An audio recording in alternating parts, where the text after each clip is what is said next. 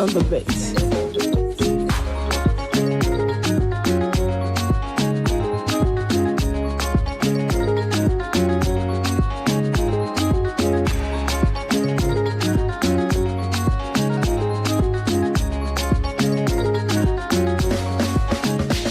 Welcome to the much anticipated premiere of Women Matters. It's such a beautiful, beautiful day, and we're so excited to be here today. The hype, the anticipation.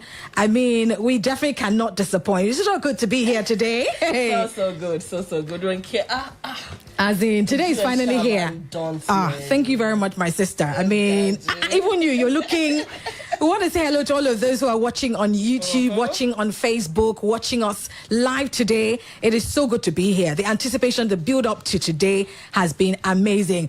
Well, my name is Ronke Giwa Onafuwa, and with me today is my fellow queen, my sister. Okay, Rikatemi Folakemi, mighty, and me tell you, Paro, me Dulati Wambi. From about your thoughts, so Robirimbi. Finally, 28th of August. Finally here. We are so glad to be here on this wonderful show. Women Matters, Oro Biri. First of all, go and follow us on our Instagram, on our Facebook. On Instagram, we're at oro.obiri. On Facebook, we're Oro Biri. And of course, just follow us every time, at this time, on this station, every week, we're going to be here, bringing it to you back to back. Abi Folakemi. Benny. Yes, so.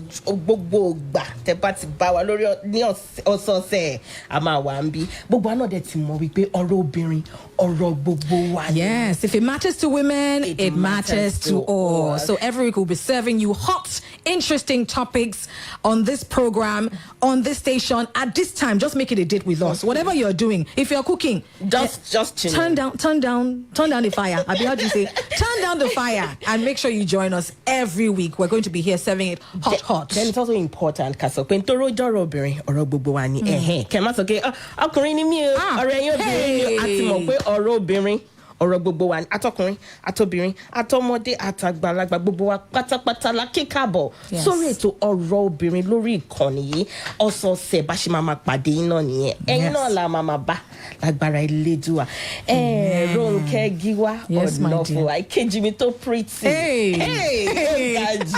Thank you very much for Folakemi. Mighty. Àjẹní gbàgbé láti dúpẹ́ lọ́wọ́ àwọn onígbọ̀wọ́ wa náà onígbọ̀wọ́ wa a dúpẹ́ púpọ̀ lọ́wọ́ yín tí ò bá sẹ́yìn kò sọ̀rọ̀ obìnrin a dúpẹ́ lọ́wọ́ yín pé ẹ darapọ̀ mọ́ wa a dẹ̀ ti mọ̀ wípé oríṣiríṣi ìlọsíwájú ló máa ṣẹlẹ̀ ní eléyìí tí ọ̀rọ̀ obìnrin tó ti ń wá sí etígbọ̀ wa ní ọ̀sọ̀ọ̀sẹ̀. Absolutely. So every week we're going to be bringing you hot topics, women related, and like Folakemi already said, we know you men. We know sometimes you pretend as if you're not hearing our gist, but we know you are hearing. Absolutely.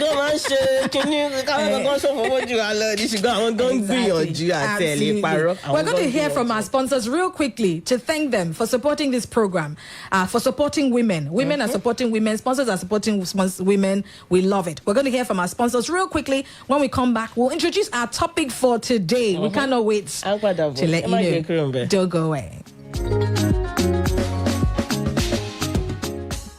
She is sometimes a judge. Apologize to your sister. And other times an accountant. How much did Auntie give you? Let me keep it for She's you. also a nutritionist. Smoothie is good for you, Bella. Drink up. She's even a musician. Happy birthday to you. Here's the mom, Happy the heart of our home. you. That's why at 3 Crowns, we consistently take care of mom so she can keep the rhythm of her family going. 3 Crowns Milk. Healthy moms, happy families.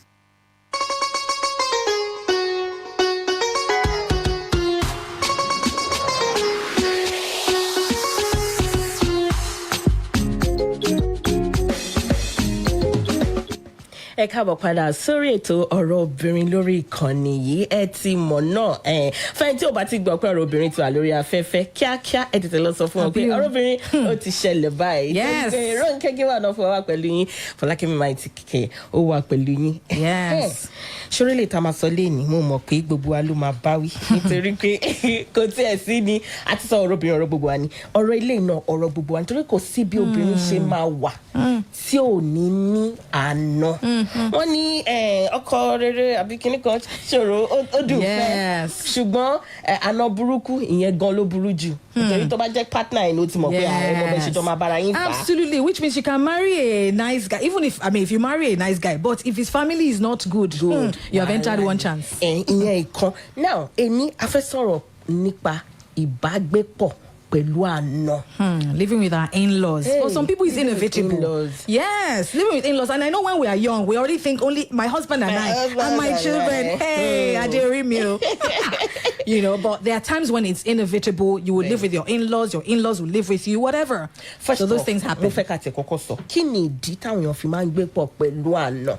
ṣé wọn pé oríṣiríṣi culture ló wà. àwọn culture kan tiẹ̀ wà tó jẹ́ wípé náwọn ìlú bòmí normal ni kò sí pé tó bá ti marry by ó yá kó kángára ẹ̀ máa bọ̀ ní wa ni training ẹjọ́ máa gbé ni 1 year training you understand in your mother-in-law's house. àwọn kan wà bẹ́yẹn àwọn kan wà tó jẹ́ wípé mo ti gbọ́ pé àwọn family kan wà tẹ́ pé bàbá ọkọ nítorí pé lówó ó ti wá kó àwọn ilé yẹn lóríṣiríṣi so all of them they come together once you are married ẹ máa jọ wá wàá mú ìyàwó ẹ wá flat tí ẹ ti wà so definitely wàá bá náà gbé náà ẹlòmíì dẹ̀lélẹ̀ Ronke ṣọmọ it could be sickness ó lè jẹ́ pé bàbá ọkọ tàbí ìyá ọkọ ó ṣàìsàn bóyá rẹ̀ ti yá díẹ̀ you want to throw them away. Absolutely. ẹlòmíì ìdẹ̀lélẹ̀ àwọn yẹn mi support wọn púpọ̀ kọ́dọ̀ dáríjì àwọn tó máa sọ pé ọmọ mi ìfọmọ mi lẹ̀ the Bible says to leave and cleave. Leave and cleave. They want to just be with their son or their wife. Yes, I mean because I think daughter. Yes, the African mentality sort of causes that a lot of people have that entitlement mentality, meaning I raised my child, so of course that's my retirement plan. When I'm older, this is the same child that will take care of me. So for some people, it's just a normal. It's in their mind that by the time I'm in my 70s, 80s, 90s, I'm going to end up with this child that I've invested in. So that's the plan. Pé ọmọ ti ṣe fọ́mọ mi òun náà láti ṣe fún mi so mo gbọ́dọ̀ bá gbé and then ká má gbàgbé pé kò ń ṣe gbogbo ìgbà náà ni gbígbá gbé pọ̀ pẹ̀lú àná tó jẹ́ bad idea. Absolutely.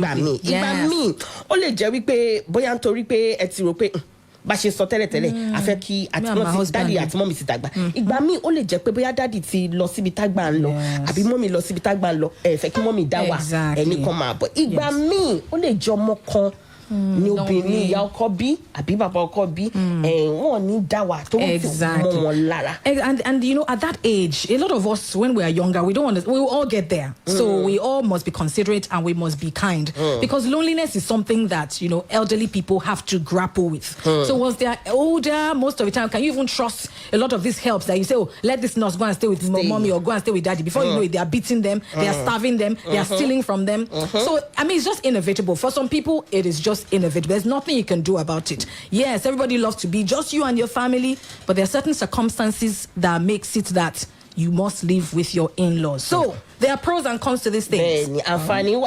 Ó di kejì àǹfààní náà wà ẹ jẹ́ ká sáré mẹ́nu lọ sọ́rọ̀ ẹ má gbàgbé pẹ̀lú darapọ̀ mọ́ wa lórí Instagram àwa lórí Facebook àwa lórí Twitter bákan náà ṣe lórí Twitter yẹn ẹ ti mọ̀ pé tẹ́ bá ti ní reaction kankan ẹ sáré type pim àwa máa kàn án bí báyìí tó bá dẹ̀ jẹ́ pé orí Facebook náà ni ẹ drop comment yín ṣé bad idea ni ṣé good idea ni kí o máa gbé pọ̀ pẹ̀lú àná èmi ní reservation tèmi bọ̀ mí tí ní sọ ó bá dàbí ẹgbẹ́ bá don't say it yet because like we said there are pros and cons. We also even invited a marriage counselor, someone who sees couples break up as a result of my in-law said this, my mother-in-law came and said this, my father-in-law did this, and a lot of marriages have failed because of that. So a marriage counselor is going to at some point on this show also talk to us about some of the things she has heard and they'll advise and counsel and how one can go about it, especially when it's inevitable. Exactly. You understand? But then I can run through the pros and cons. Advantages one low talk amakparo. My number one, Folakemi, let me tell you my own first and foremost.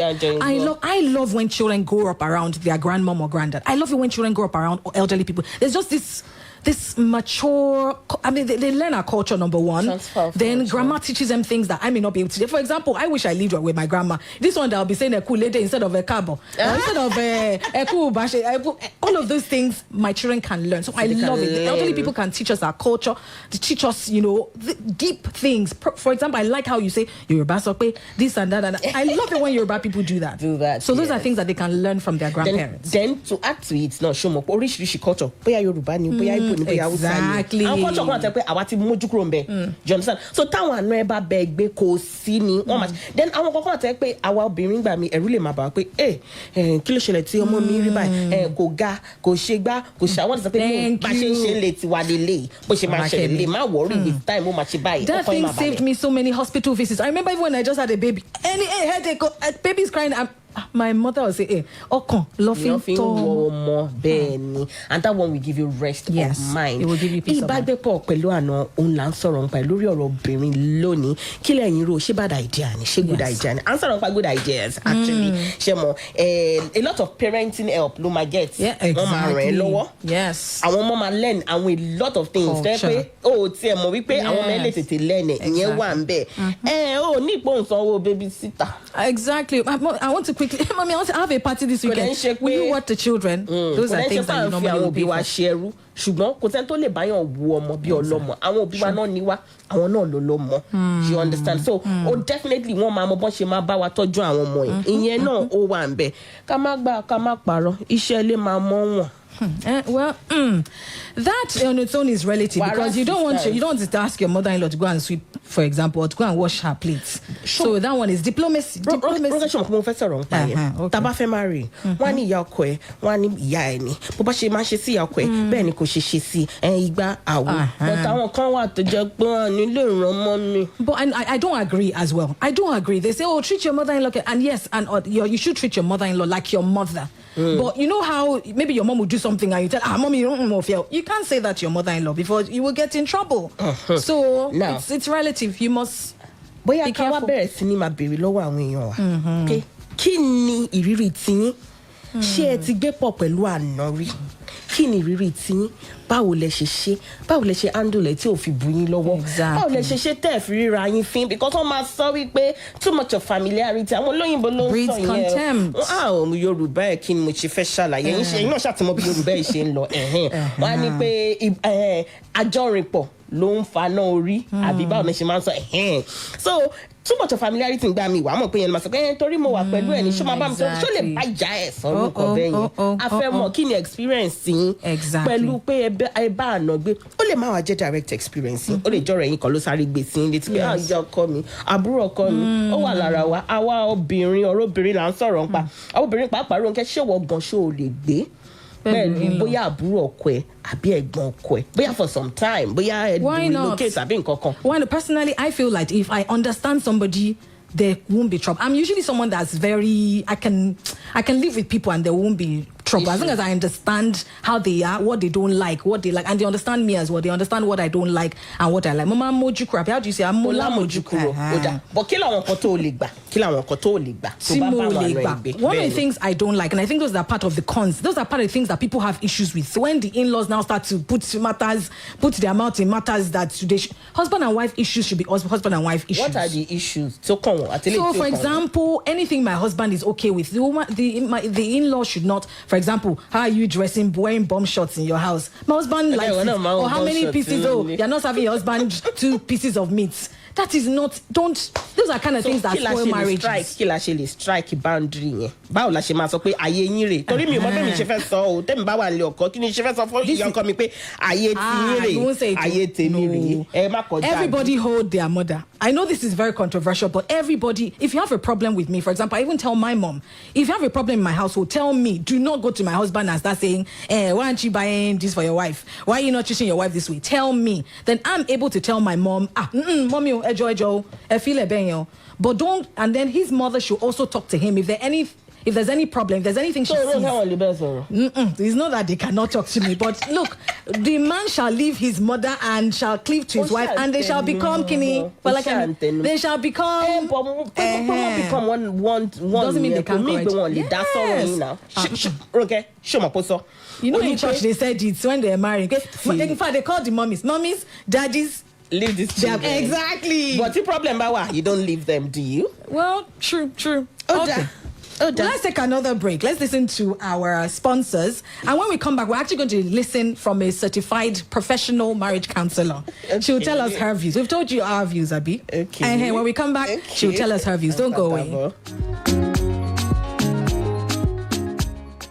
ìyá mi Àyìnkẹ́ adájọ́ tí kì í fi gbá kan bọ̀ kan. ṣé wo mọ̀ yìí pé apá èpò lẹ́yìn àgbà ọmọdé apá lẹ́yìn tiẹ̀ náà má yájú sẹ́gbọ́n rẹ̀ mọ́ o. Olú alámọ̀ ní kọ̀rọ̀ yàrá kí n má bàa fi gbogbo owó jẹ wóróbo. Àjàní kódà kéèyàn fọwọ́ mẹ́wẹ̀ẹ̀wá jẹun ná díẹ̀ fi díẹ̀ pamọ́ torí ọjọ́ ọ̀la ni o. tí n bá rántí ẹ̀kọ́ nípa bá a ti múra lámúyẹ ẹ̀rín á sì pa mí títí. ewu ọmọ mi Àjàní bó ti wọ bàtà ọ̀tún sósì bí ẹni ń lo oko ọdẹ ó yá ọkọ mi tún bàtà rẹ wọ̀ dáadáa. fún àwọn òpómúlérò ìyá ẹ̀mí àbàtà tí módò ṣàn ní 3 crowns ìtọ́jú àwọn ìyá ṣe pàtàkì kí wọ́n lè tẹ̀síwájú ipa rere aláìlẹ́gbẹ́ tí wọ́n ń kó lórí ẹbí gbogbo. 3 crowns milk. Healthy moms, happy families.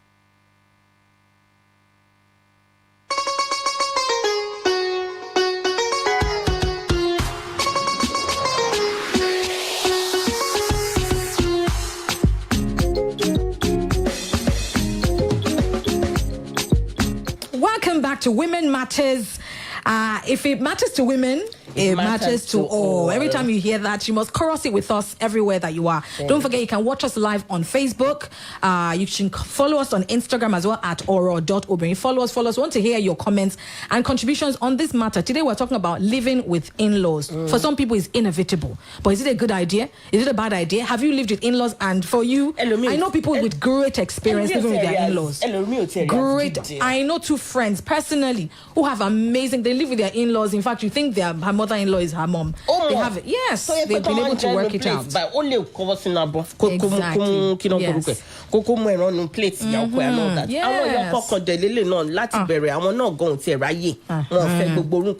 Mama and Papa nothing spoil. Exactly. You know that they are shan't-screen. Like, that's why I say if you know people and you know how they are, you must learn to manage situations. Problem most of we ladies. Problem I will be in the feki and when you're dancing got your come privacy. Yeah. You understand? Normal, which is normal. I'm always but it's normal. Everybody, well, I like my privacy. Everybody. And I like my space. So yes, but I also know that look, this is life. You cannot, no man is an island, you can't be on yourself. But I like my space and I like for people to respect that space as well. So everyone has to do their bits. The in-laws have to also have a level of maturity where they you know how they say moju now? You have to moju. I mean, how do you say it? If you moju, you know that this wife is kind of wife that she doesn't like wahala. She just likes the space. Only like wahala, but you Okay, let's hear from our professional marriage counselor. Mrs. Tolulope Aladesomi has spoken about what she sees every day in the counseling room. So let's hear what she has to say.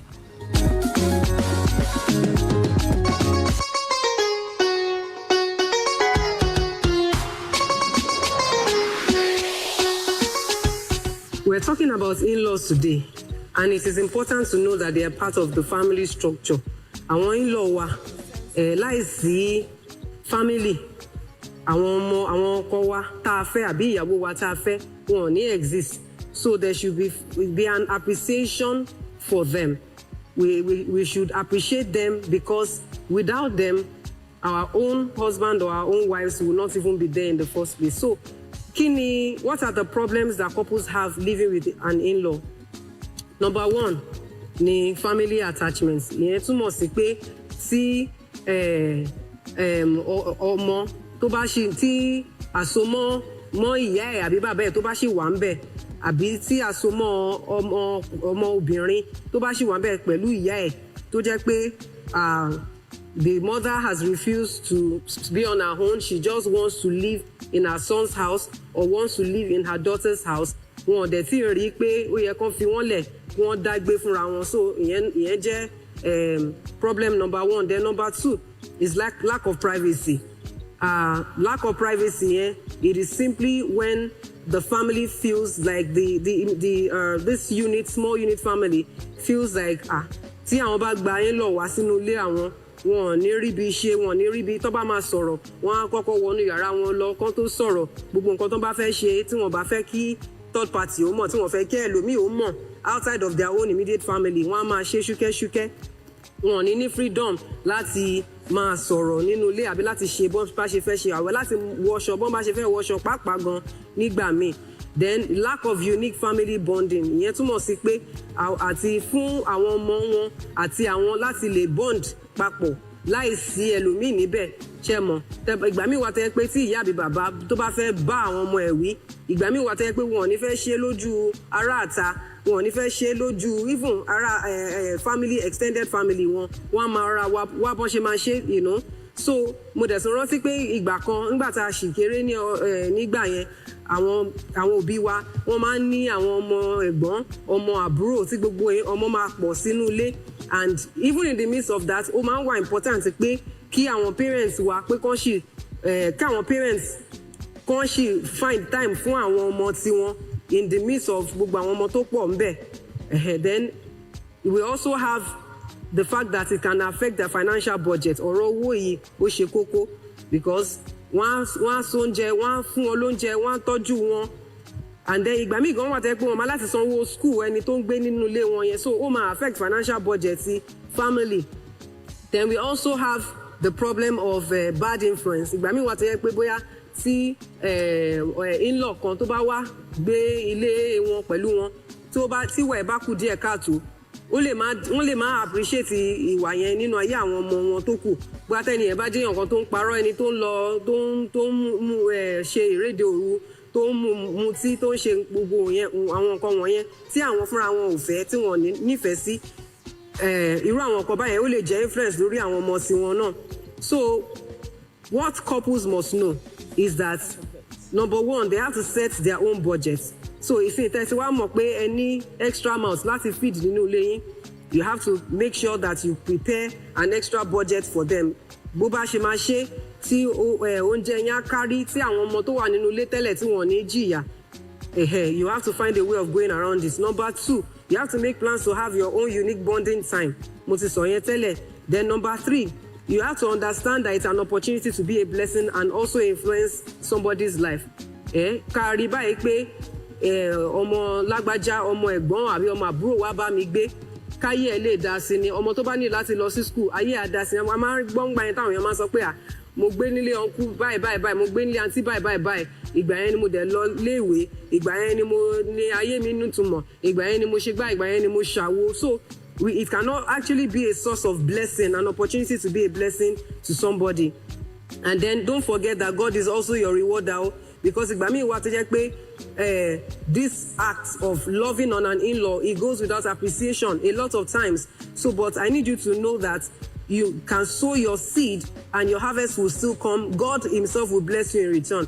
Máa wò pé lágbájá tí mo ṣe níre yìí ó ti gbàgbé mi ó ti lọ ìlú òyìnbó ó ti marry báyìí kò wá rántí mi mọ́ ẹni yẹn kọ́ lọ lọ́rùn rẹ o. So God himself will bless you because you took care of them. Bó tiẹ̀ ṣe pé wọ̀gàn ló rán wọn lọ sí ìlú òyìnbó yẹn tó wá kẹ̀yìn sí ẹ ìwọ kọ́ àwọn kọ́ ló máa bùkún ẹ Ọlọ́run fúnra rẹ̀ ló máa bùkún ẹ tó bá dẹ̀ rántí ẹ náà ìyẹn náà dáa. Then a couple must protect one another, you know. You should be one voice in your decision making. Ẹ má jẹ́ kí in-law kó sáàrin yín kó dalé yín rú. Whatever it is that you need to agree upon, please agree. Kì í ṣe pé bóyá kí in-law kan dé nísìn kó sọ pé báyìí dẹ̀ ni ó yẹ kẹ́ ṣe ṣe o báyìí dẹ̀ ni tẹ̀dẹ̀ mọ̀ pé ó lè dalé rú ó lè kẹ́ tètè mọ ọkọ tẹ́ fẹ́ ṣe pẹ̀lú in-law náà. Then number three, what in-laws need to know to avoid such issues. What are the things? Number one, please realize fún gbogbo in-law báyìí ẹ̀gbọ́n mi o realize that you are not there as an informant, okay? Meaning that kì í ṣe pé bóyá wọ́n ra mọ́tò báyìí o wọ́n kọ́lé báyìí o àbí wọ́n ralẹ̀ báyìí o ọmọ wọn ṣe gbá báyìí o ìwọ dẹ̀ ló mú story yẹn lọ sí extended family ìwọ ló mú story yẹn lọ sí ọ̀dọ̀ lágbájá ọ̀dọ̀ tàmẹ̀dùn. So it is important that you are not an informant. Just mind your business in that house when you're there.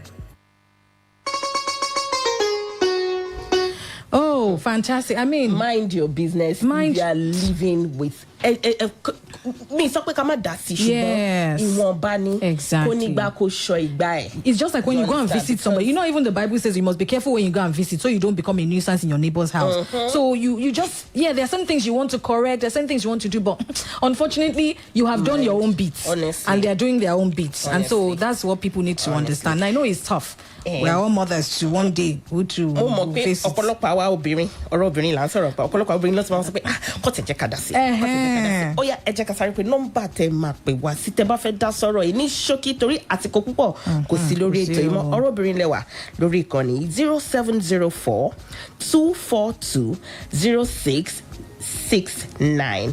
ṣé nǹkan tó bójúmu ni kéèyàn máa gbé pọ̀ pẹ̀lú àìná. What is your own experience? Good or bad idea? Kí ni nǹkan tẹ́ fẹ́ bá wa sọ? Ẹ jẹ́ ká pe nọ́mbà yẹn fún yín again. 0704-242-0669. Okay. Ẹni àkọ́kọ́ tó kọ́kọ́ pè wá lórí ọ̀rọ̀ obìnrin lónìí. A gbọ́dọ̀ fún yín lẹ́bùn. We must give you something. Okay. All right, let's hear from this. Hello. Hello, ẹ káàárọ̀. Ẹ káàárọ̀. Okay, okay. Kí lorúkọ yín? Oh, this is one of our people. Good to have you here. Go ahead. Ẹnbí àlè sọ pé kò dáa. Tó bá ṣe ọdún sí oníkálukú ni kò ṣe ṣe. Ní èmi ìgbà tí mo bímọ, mo lọ ọ̀dọ̀ ìyọkọ mi láti lọ tọ́jú ọmọ.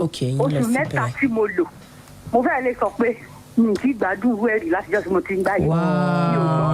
Mi ò wẹ̀ fọ́mọ. Wọ́n dáná fún mi. Wọ́n bá mi fọṣọ ni wọ́n ṣàní kí n jókòó ọmọ pọ́pẹ́sọ̀ ló ṣe o ṣáà máa sí ní tiẹ̀ o kò sí wàhálà o níbi aago 5 ìdájí wọ́n ṣe máa gbé fún mi bóyá jẹ́ kó mu yàn tó bá ti mu yàn lọ́wọ́ ẹ̀ wọ́n ní kí ẹ wo ẹ̀yin gan lẹ gbádùn àná. pẹ̀lú tẹ tábà dẹ̀ sí kí sẹ́gbẹ́ kò sí èdè àyèdè lẹ́ẹ̀kọ̀ọ̀kan àwọn tó wá sí ìṣẹ̀lẹ̀ ìyàfọ̀gbọ̀n. Ẹ ṣe tẹ̀ pé wá lásìkò púpọ̀. We have your number and we're going to be reaching out to you with your fantastic gifts for being our first caller.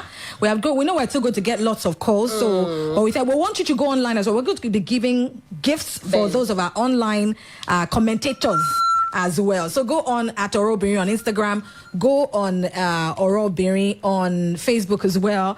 And our Facebook listeners, we won't forget you. Trust me, we'll get you something as well today. So títí dìgbà tá a máa tún pàdé yín fi yín sílẹ̀ ẹ lọ sórí social media wa lórí Facebook, lórí Instagram, lórí Twitter, oríṣiríṣi àwọn ẹ̀bùn ló máa wà ń bẹ̀. Adé tún máa sọ àwọn ọ̀rọ̀ tẹ́ máa bá wa dá sí. Ẹ má gbàgbé pé tó bá ti jẹ́ ọ̀rọ̀ obìnrin. Ọ̀rọ̀ gbogbo wa. If it matters to women, it matters to all. Thank you so much. My name is Ronke, Giwa, Onafuwa. Folakemi Mighty, Eshitegwa. You just listened to Women Matters. Women Matters on Splash 105.5 FM. Brought to you by FC Wamco, makers of 3 Crowns Milk. We educate.